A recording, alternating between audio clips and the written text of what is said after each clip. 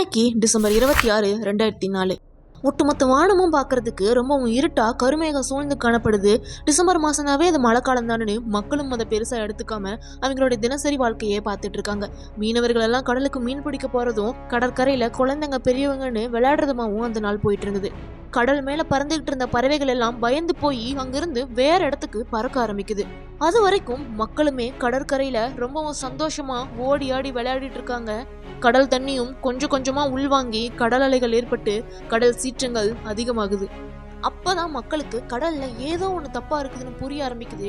அதுல இருந்து கொஞ்ச நேரத்திலேயே கடல்ல இருந்து உள்வாங்கின கடல் தண்ணி எல்லாமே ரொம்ப தூரத்துல கருப்பு நிறத்தோட மிக பெரிய கடல் அலையா மக்களை நோக்கி வர ஆரம்பிக்குது. இதை கொஞ்சமும் எதிர்பார்க்காத மக்கள் என்ன பண்றதுன்னு தெரியாம பயந்து போய் அங்கிருந்து ஓட ஆரம்பிக்கிறாங்க. அவ்வளவுதான். அடுத்த கொஞ்ச நேரத்திலேயே உலக வரலாற்றிலேயே யாராலையும் மறக்க முடியாத நிகழ்வா 2004 ஒட்டுமொத்த தமிழ்நாட்டையுமே புரட்டி போட்ட அந்த ஒரு சுனாமியை பத்தி தான் இன்னைக்கு வீடியோல டீகோட் பண்ண போறோம். சரி வாங்க வீடியோக்குள்ள போலாம். நம்ம தமிழ் மக்களுக்கு 2004 டைம்ல புயல் வருதுன்னு சொன்னா நல்லாவே உஷாராயிருப்பாங்க. ஏன்னா ஒவ்வொரு 10 வருஷத்துக்கு ஒரு தடவையும் புயல் வந்து போயிட்டு இருந்திருக்கு. இதே மாதிரி பூகம்பம் நிலநடுக்கம்னு சொன்னாலும் மக்களுக்கு நல்லா தெரிஞ்சிருக்கும். அப்பப்போ சில ஊர்கள்ல நிலநடுக்கம் ஏற்பட்டிருக்கு. ஆனா சுனாமின்னு சொன்னா மக்கள் யாருக்குமே அதை பத்தி எதுவுமே தெரியலங்க. ஏன்னா கடந்த 100 வருஷத்துல தமிழ்நாட்டுல சுனாமி ஏற்பட்டதா எந்த ஒரு ரெக்கார்டுமே கிடையாது. இதனால தமிழ்நாடு கவர்மெண்ட்டுக்குமே சுனாமி எப்போ உருவாகும், அதை நம்ம எப்படி கண்டுபிடிச்சு மக்களுக்கு முன்னெச்சரிக்கை பண்ணலாங்கிற எந்த ஒரு வசதியுமே அப்ப கிடையாதுங்க. சுனாமி ஏற்பட்டது என்னவோ இந்தோனேஷியால இருக்கக்கூடிய சுமத்ராவில் தான். ஆனா இந்தோனேஷியா கவர்மெண்ட்டுக்கே இப்படி ஒரு சுனாமி வரப்போகுது, இதனால இவ்வளவு பெரிய பேரழிவு நடக்க போகுதுன்னு அவங்களுக்கே அப்ப தெரிஞ்சிருக்காது. நம்ம தமிழ்நாட்டு மக்களுக்குமே சுனாமினா என்னன்னே தெரியல, அதுக்கான முன்னெச்சரிக்கையுமே இல்லாம தான் இருந்திருக்காங்க. அன்னைக்கு கரெக்டா டிசம்பர் 26, 2004 அன்னைக்கு தான் ஞாயிற்றுக்கிழமைங்கிறதுனால கடற்கரையில பீச்ல ஏகப்பட்ட மக்கள் குடும்பமா கூடியிருந்தாங்க. அதுவும் அதுக்கு முன்னாடி நாள் தான் கிறிஸ்மஸ்ங்கிறதுனால அன்னைக்கு நாளை என்ஜாய் பண்ணணும்னு சொல்லி அத்தனை மக்கள் கூடியிருந்தாங்க. இந்த டைம்ல தான் இந்தோனேஷியா பக்கத்துல சுமத்ராவில் கடலுக்கு அடியில டெக்டோனியம் பிளேட்ஸ் ஒன்னோடு ஒன்று மோதிக்க ஆரம்பிக்குது. இதனால நிலநடுக்கம் ஏற்படுது. அப்படிப்பட்ட நிலநடுக்கத்தால கடலுக்கு மத்தியில இருந்த கடல் தண்ணி பயங்கரமா தழும்ப ஆரம்பிக்குது. இந்த ஒரு பிரஷர் தாங்க முடியாம தான் கடல் தண்ணி அதிவேகமா இந்தியாவை நோக்கி வர ஆரம்பிக்குது. அதுவும் குறிப்பா தமிழ்நாட்டை. அப்படி வேகமா வர கடல் தண்ணியை பார்த்துதான் கடலுக்கு மேல பறந்துகிட்டு இருந்த பறவைகள் எல்லாமே சத்தம் போட்டு கத்திக்கிட்டே வேற இடத்துக்கு பயந்து போய் பறக்க ஆரம்பிச்சிருக்கு. இதை பார்த்த மக்களுமே அப்பவும் எச்சரிக்கை ஆகாம கடற்கரையிலேயே இருந்திருக்காங்க. கடல் தண்ணி உள்வாங்கினதும் அதை பார்த்து நிறைய மக்கள் பயந்திருந்தாலும் பல குழந்தைங்க அந்த கடல் மண்ல சிதறி கிடந்த மீன்களை பிடிக்கிறதும் விளையாடுறதுமாவும் இருந்திருக்காங்க. இப்போ காலையில கரெக்டா 9 மணி. வரலாற்றிலேயே அது வரைக்கும் யாரும் காணாத மிக பெரிய சம்பவம் நடக்கிறது. தூரத்துல இருந்து மிக பெரிய கருப்பு அலை மக்களை நோக்கி வந்துகிட்டு இருந்தது. அதை பார்த்த சில பேர் பயந்து போனாலும் பல பேர் அது என்னவா இருக்குன்னு தெரியாம வேடிக்கை பார்த்துட்டு இருந்தாங்க. கிட்ட வரதான் சுனாமினா இதுதான்னு பயந்து போயிருந்தாங்க.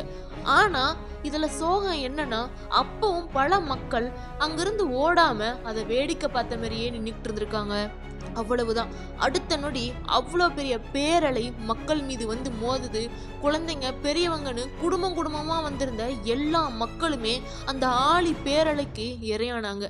கடலோரமா கட்டப்பட்டிருந்த வீடுகள் அந்த அளவுக்கு ஸ்ட்ராங்கா இல்லாததுனால பல வீடுகள் இடிந்தும் அந்த இடிபாடுகள்ல மாட்டின பல மக்களும் இறந்து போனாங்க. இன்னும் பல பெரிய கரண்ட் கம்பங்கள் இரும்பு ராடுகள்னு சுனாமில மாட்டிக்கிட்டு இருந்த பல மக்கள் மீது வந்து அடிக்குது. அதுலயும் பல பேர் இறந்து போனாங்க. சில பேர் அங்கிருந்த உயரமான மரங்கள்லயும் உயரமான கட்டிடங்கள்லயும் பாலங்கள் மீது ஏறியும் உயிர் தப்புறாங்க. சென்னையிலிருந்து கன்னியாகுமரி வரைக்குமே இந்த பாதிப்பு இருந்தது. குறிப்பா நாகப்பட்டினம் தான் பெரிய பாதிப்புக்கு உள்ளாகி இருந்தது. இன்னும் சொல்ல போனா அங்க மட்டுமே 6000 மக்கள் இறந்து போயிருந்தாங்க.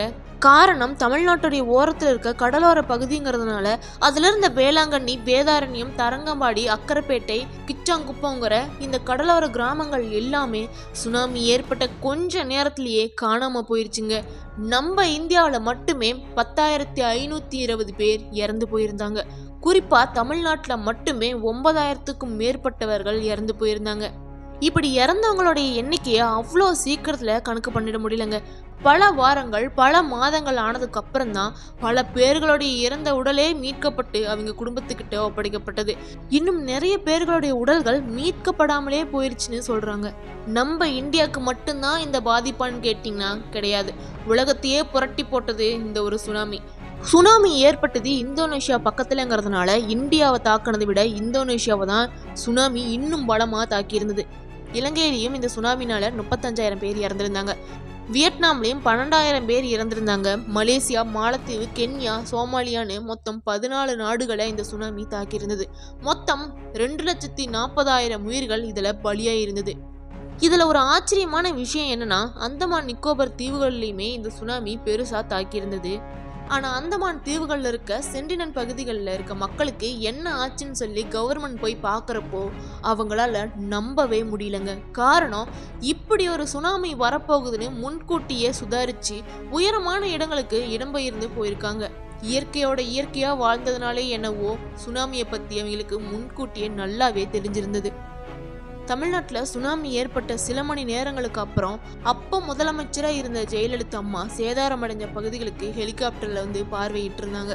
சுனாமினால சேதாரமடைஞ்ச எல்லா குடும்பங்களுக்கும் எல்லாருக்குமே பல நிவாரணங்கள் வழங்கப்பட்டுச்சு. புத்தாண்டுனாவே எல்லா நாட்டு மக்களுமே அதை ரொம்ப சந்தோஷமாக கொண்டாடுவாங்க.